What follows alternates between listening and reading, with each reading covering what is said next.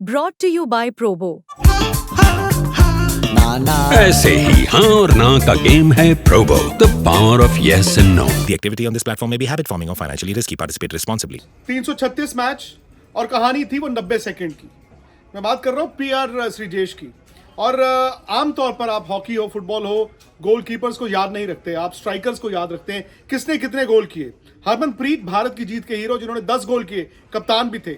लेकिन इस भारत की जीत के सबसे बड़े हीरो श्रीजेश हैं, जिन्होंने गोल इतने बचाए कि अगर उनमें से आधे भी हो गए होते तो शायद भारत को ब्रॉन्ज नहीं मिलता।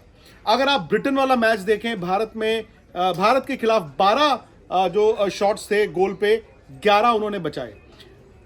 आप ब्रॉन्ज प्लेऑफ मैच की बात करें, 6 शॉट थे गोल पे, उन्होंने 5 बचाए। और आमतौर पर राहुल द्रविड़ को आप द वॉल कहते हैं, शायद पीआर श्रीजेश को the great wall of India कहा जाएगा। अब बात उन 90 सेकेंड्स की।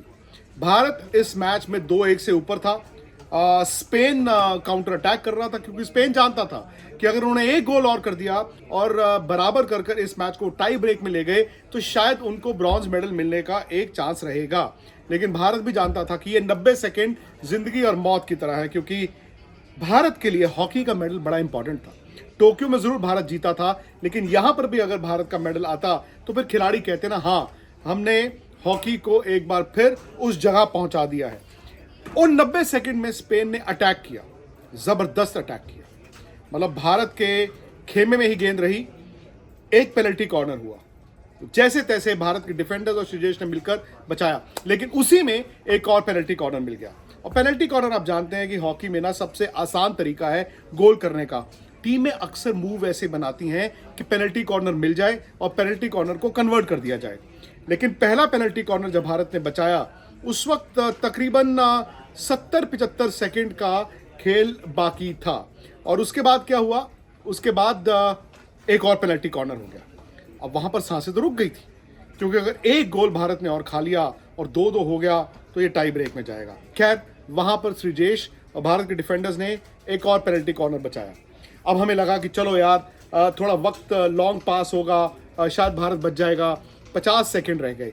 अब 50 सेकंड रह गए, 45 सेकंड रह गए, एक और पेनल्टी कॉर्नर भारत के खिलाफ। अब लग रहा था कि यार ये बार बार जो पेनल्टी कॉर्नर हो रहे हैं, श्रीजेश भी कितना रोक लेंगे, डिफेंडर्स भी कितना रोक लेंगे, क्योंकि भारत कहीं ना आखिरी 1.5-2 मिनट में उस दबाव में आ गया था। लेकिन उस पेनल्टी कॉर्नर को भी श्रीजेश और डिफेंडर्स ने बचाया। अब लगा कि अब तो बच गए, लेकिन नहीं, एक और पेनल्टी कॉर्नर। मतलब अंदाजा लगाइए, भारत को उस चौथे पेनल्टी कॉर्नर को जब सेव किया और जब आपके सामने था कि 14 सेकंड, 13 सेकंड, 12 सेकंड, 10 सेकंड, तो भारत ने उस जीत का जश्न मनाना शुरू किया।